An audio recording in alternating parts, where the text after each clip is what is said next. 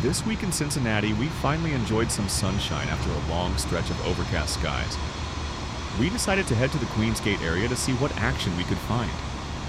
Right away, we spotted a northbound CSX train crossing the Ohio River Bridge, which we captured at the old B&O warehouse. Unfortunately, this shot will soon be impossible to get. We'll explain why shortly.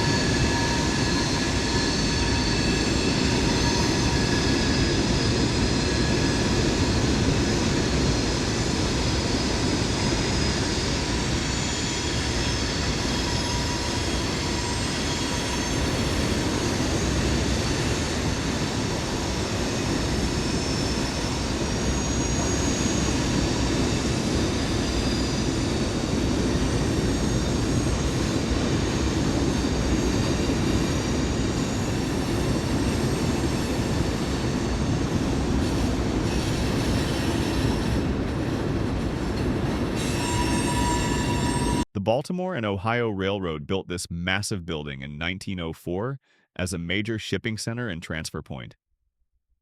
Originally 1,277 feet, it was reduced in 1961 to accommodate the I-75 bridge over the Ohio River.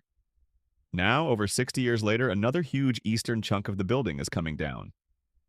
After decades of planning and debate, this will make room for a new multi-billion-dollar Ohio River interstate bridge. For years, this area will be a construction site, and the shots will never be the same. In the Queensgate area, we did see some Indiana and Ohio orange diesels, but they didn't seem to be doing much, so we moved on.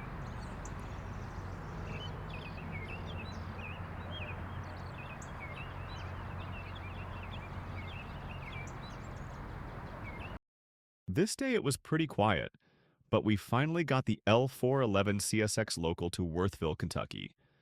One of our favorite spots is the end of the old C&O station in Covington, with the Mother of God Roman Catholic Church in the background. If you listen carefully, you can hear the 12 o'clock bells ringing.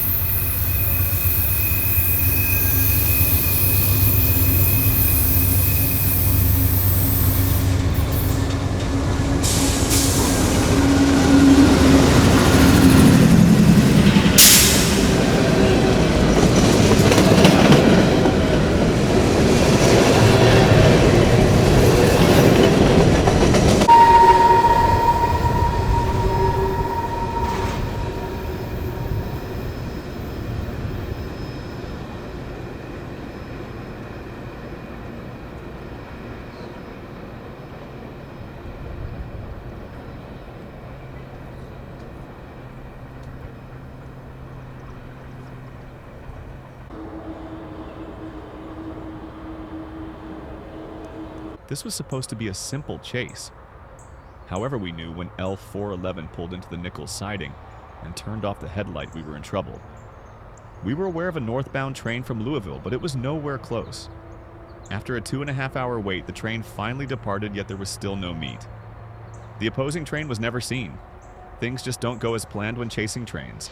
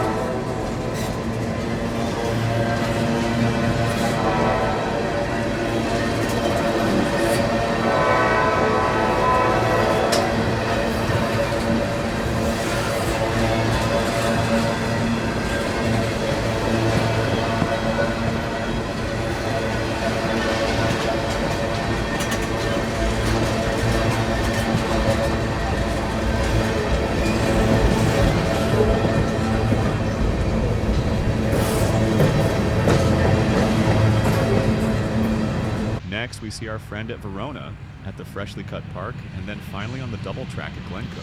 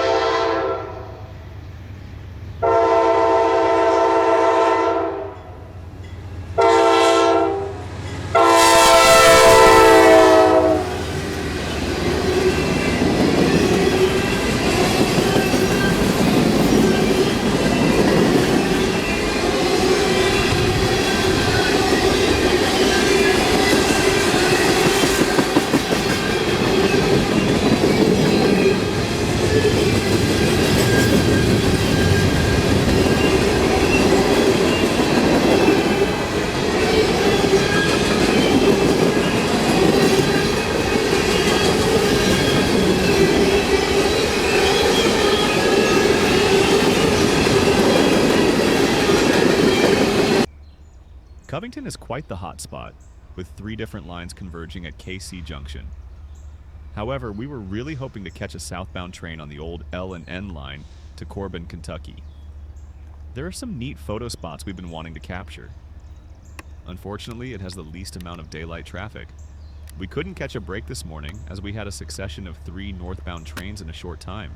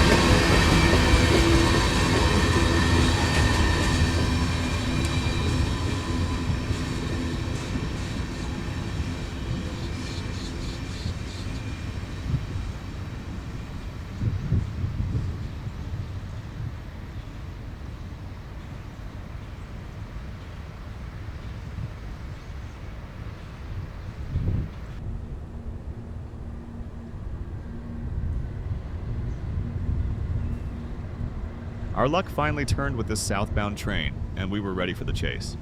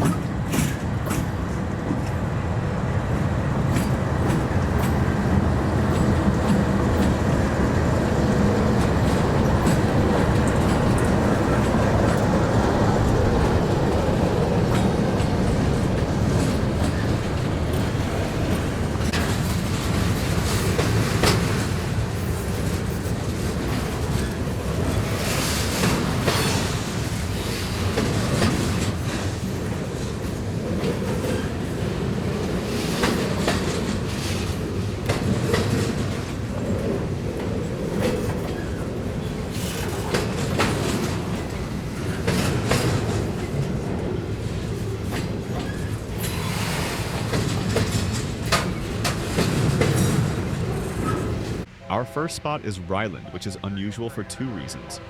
First, where can you see a train running through a golf course? Two, there is a timber bridge still standing, but it's only a matter of months before it is gone. The urgent horns are alerting the work crews of the danger coming their way.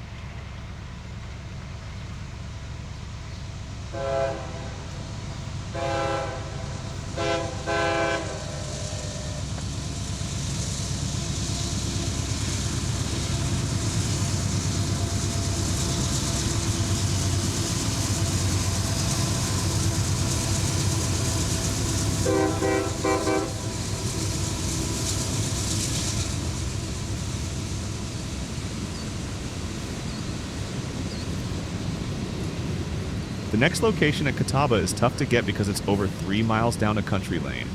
The track speed is going up, and the main road is diverging from the tracks. Another scarce wooden timber bridge is our goal here. Despite being 22 miles south of Ryland, we barely make it, but it's worth it.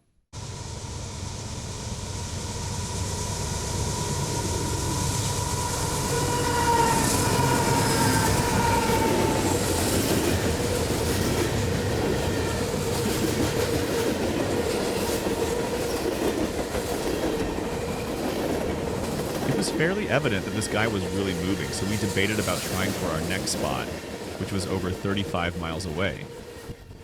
The sun was getting better, and it was a timber bridge, so we decided to go for it since the extra distance would help us beat the train. Peacock Road is just north of Paris, Kentucky, and features a rare surviving timber road bridge. Perched over a cut, the bridge is difficult to photograph, so we captured our train passing through the side rails. The bridge itself is in fair condition and remains one of the few timber spans still open to road traffic.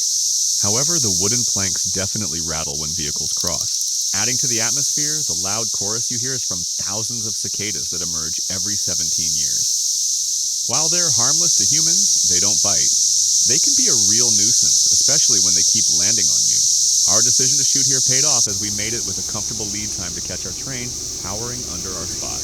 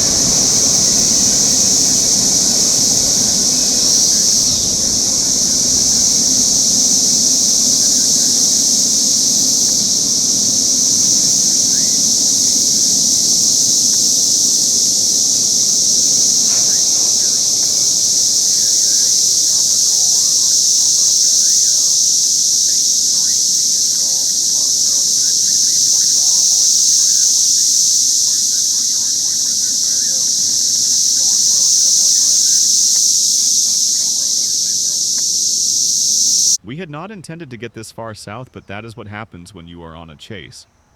We had not been to Paris for a while, and there are two things we wanted to see, which was the old L and N station and the short line TTI. Both, to our pleasant surprise, were in good shape. The station is a thriving restaurant called Trackside at the depot. When we last saw the station, it was a gray, boarded-up edifice needing a lot of love. Now it looks well cared for, and being right next to the tracks, it offers a great place to watch trains. The Trans-Kentucky Transportation Railroad, also known as TTI, operates a rail yard and transload terminal in Paris, and a 50-mile freight rail line that runs to Maysville, Kentucky. Historically a coal hauler, TTI has expanded to serve industries through transloading, warehousing, and railcar storage. In the last few years, CSX sold its interest in TTI to MB Rail. As of now, the railroad is on hold as a coal hauler, as washouts and time have not been kind to parts of the unused main line. There are plans to build a new trackage near an industrial park at Millersburg. On our visit, we couldn't gain access or talk to anybody, but the beautiful blue and white TTI engines looked as good as ever. They even have a roundhouse, and the still intact vintage L and N signals lend a cool vibe to the area. We can only hope to see these U-36s on the line again. Maybe America's growing appetite for huge amounts of electricity will resuscitate coal.